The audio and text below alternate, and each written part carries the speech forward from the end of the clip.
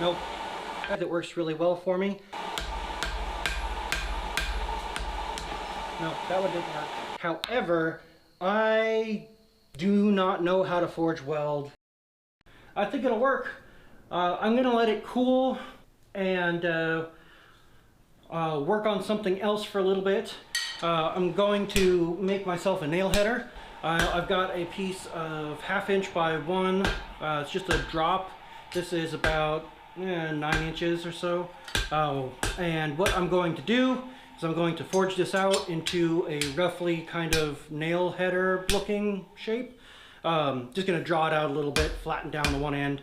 And then I'm going to forge weld the leaf spring to the top of it, punch a hole, and there you go, got a nail header.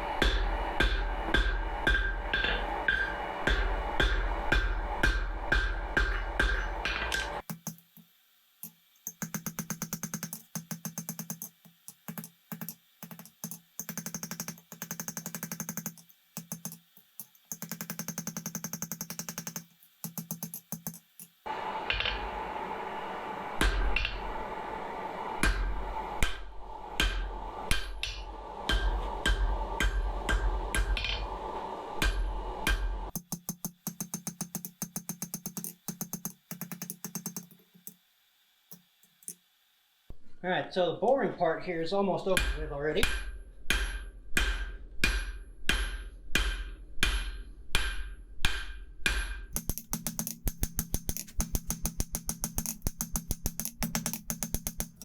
Since this next part is going to involve forge welding, I'm going to be moving very quickly, and I won't be shutting the forge off in between heats. Plus, I'm actually working on 2 different pieces. I don't know if that's actually going to show in the video or not. Yeah, so what I'm doing is I'm just forge welding a spring steel plate onto the top of the working end of the nail header. I am welding this with shear weld. It's just what I'm most familiar with. It works really well for me. However, I do not know how to forge weld in a coal forge. I can weld all day long in a gas forge, but I struggle hard. The fact that I was able to complete that first one at all was a bit of a miracle. So we might be in for some entertainment here again today.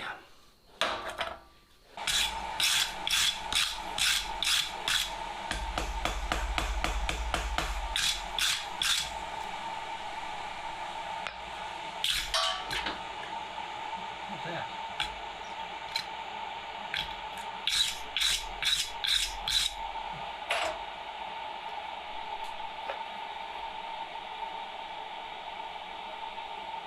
Oh, I'm sorry.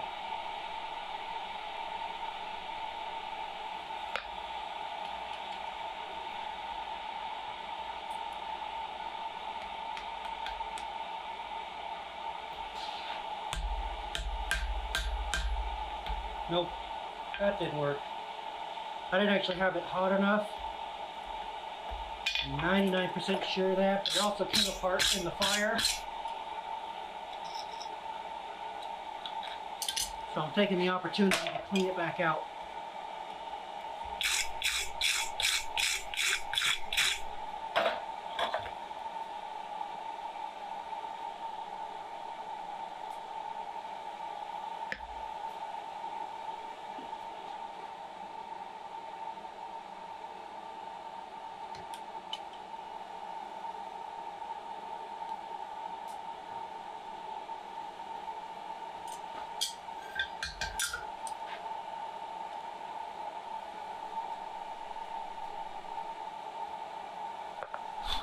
I'm just flexing the top because I didn't put any on top last time, and yeah, I'll explain that later.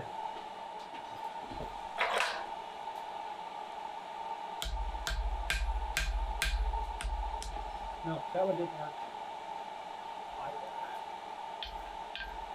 I'm going to do these separately. I'm trying to work them both in the fire at the same time. And I'm not doing either one any justice.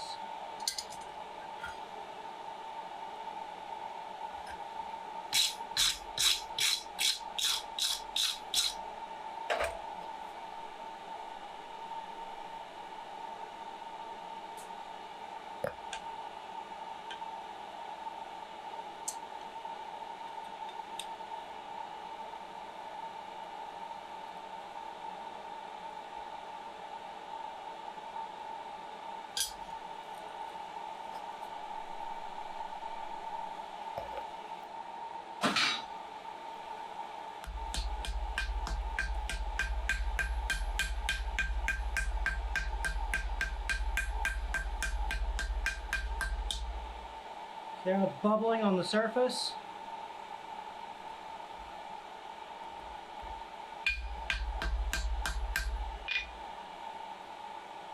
Ugh. Did not come out as clean as the first one.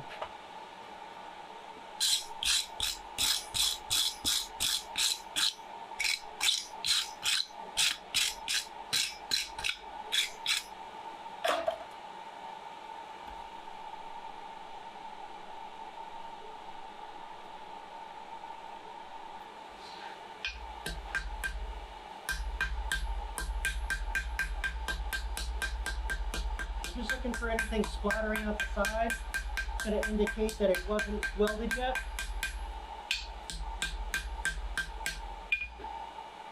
Alright, and then I'm going to take the rest of this off with the grinder, or this excess with the grinder.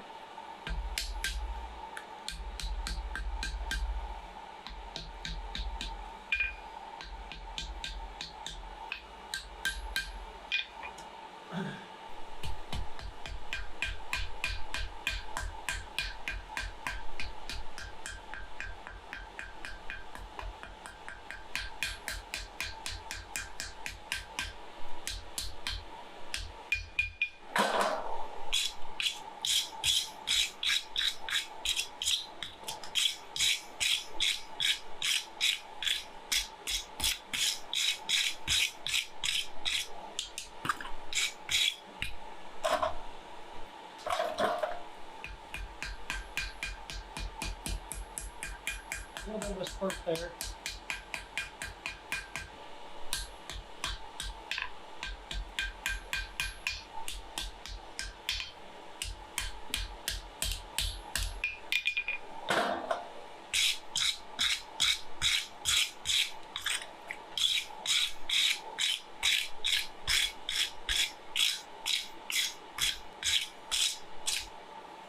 A couple quick notes before I get to grinding. I've got this sitting at an angle so that I have less to grind. Also, I cut this corner off at an angle this way to basically make a de facto scarf for the weld. The main purpose for a scarf is to prevent making a cold shut when you go to weld it together. If you've got no hard corner to fold over, then you don't get cold shuts and you don't have delamination, and your welds usually work. I used a little hammer. This is a 1.5-ish pound. Lighter hammers actually work better for welding because you don't actually want to beat the crap out of it when you're welding. The harder you hit it, the more likely you are to eject all of the molten metal out of your weld, and then you just have two pieces of metal with flux on it. Light hammer, little baby taps. Once it stops spitting, then you can beat the crap out of it a little more. Otherwise, keep the blows light and wait until after it stops spitting before you start really going after it. And generally you want to wait until you've done at least 2 welding heats, because like you saw on both of these, when I came around for the second heat, it started spitting out flux again. That means we had parts inside the weld that had not completely closed up yet. Forge welding takes time, so let it take time. On that note, I'm really glad that these actually both worked. The first go with both of these was kind of a pass, I think, mostly just because I was trying to do too many things at the same time. I should have stuck to only doing one piece at a time while welding. My fire pot doesn't really get big enough, or isn't really big enough to have 2 pieces in there up to welding heat at the same time. You live and learn.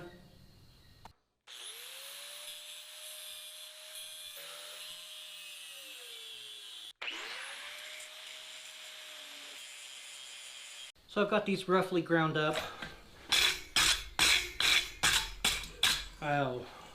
I've got them preheated just a little bit. I see a lot of guys get really carried away with flux, but you only need just enough to create a glossy surface on the top. What I was talking about earlier about putting some flux on the very top of it, even though you don't need flux on the top here, it serves no purpose functionally for the weld. One of the reasons why I like using Sure Weld is it will melt, but when it actually gets to welding temperature, it starts to bubble. So it actually works as a temperature gauge for your steel, so you know when it's ready to come out of the fire.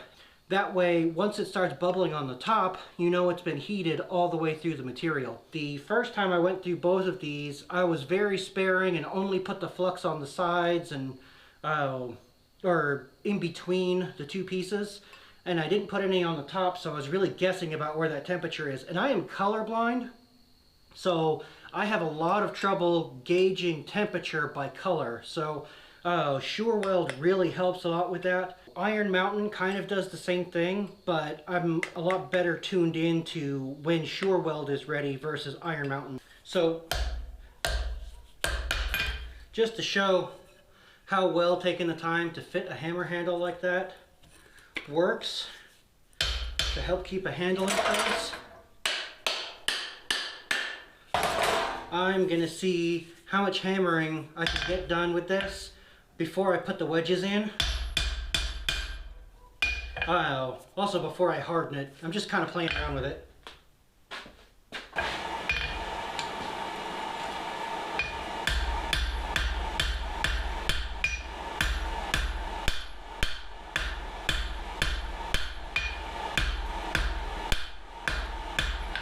Still no wedges.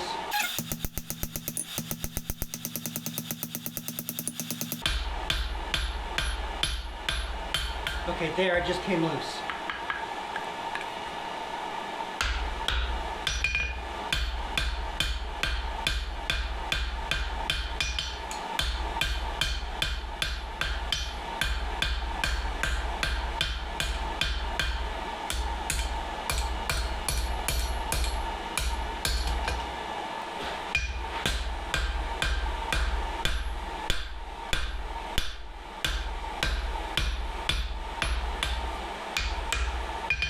Oh, I can't wait to get this hammer to regular use. Obviously, because I'm using it already. Alright, I'm starting here by punching down from the spring side. Ooh, that is hard.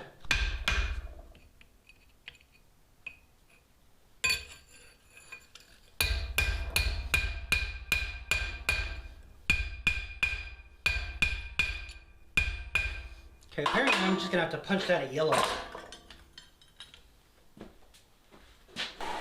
I'm still using my,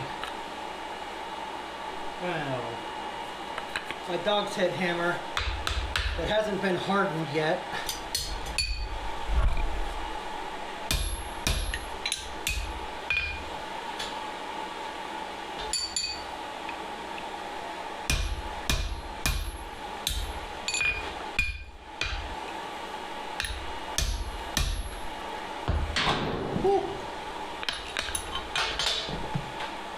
Maybe I shouldn't have been swinging that over my head.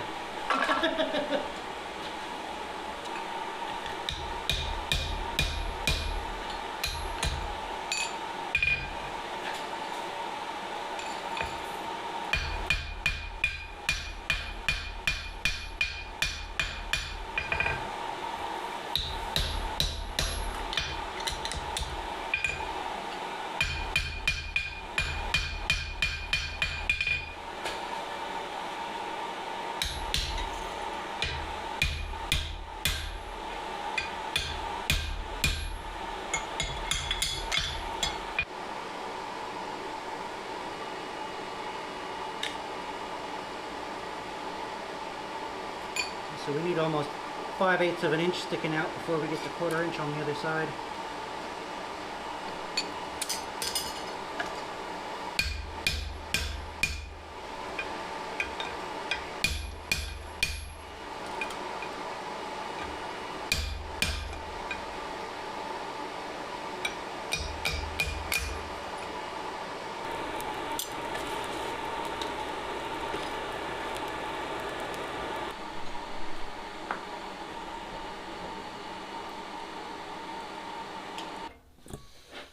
Alright, so this guy, we've got it fully hardened, and I'm actually just going to use a torch.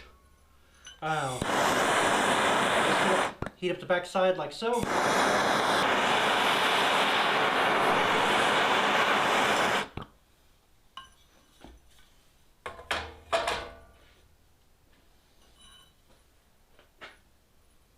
There we go. I did take it back pretty far because I'm intending to beat the crap out of it, making nails. So, yeah, we will just have to see how it does. And so there we go. That's all 3 of them. This is the one I did earlier in the week, and these 2 are the ones I did today. These still need a little bit of work. Mostly they need to be heat treated, and I'd like to take the corners off and give a proper wire wheeling to them. But we've got 1/4 inch, 3/8, and 1/2 inch. I don't think I'll ever use the 1/2 inch, but it's fun to have a set anyway. But that's it. I hope you enjoyed this one, and I will see you guys next time.